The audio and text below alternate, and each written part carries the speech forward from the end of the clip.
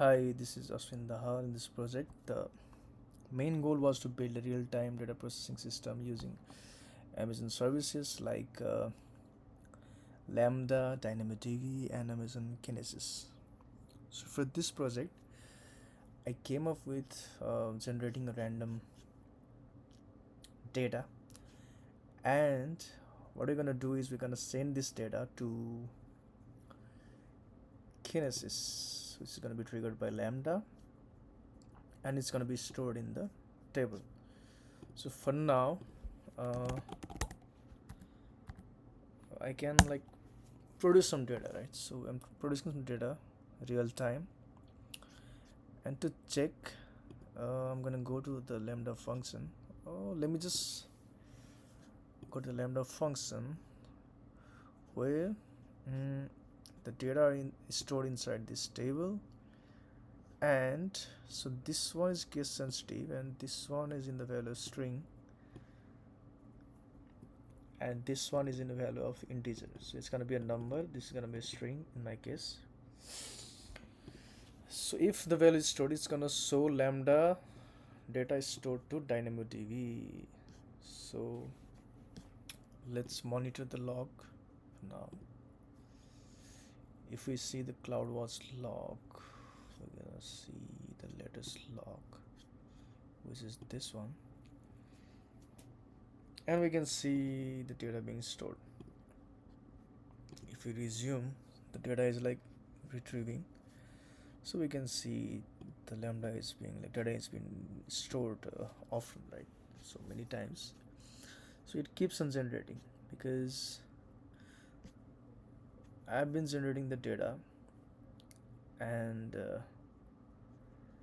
it's getting stored all the time. Yeah. So now we're gonna look at the table too, but before that I'm gonna show you a trigger I attached to the lambda function, which is the Kinesis, and I named it the data stream. So we can see all these records, like all the data that's been like flowing from the get records to the incoming data. So we're getting some data, right? Now if we go to code and let's head over to the process, data is finally stored in the DynamoDB, named the table.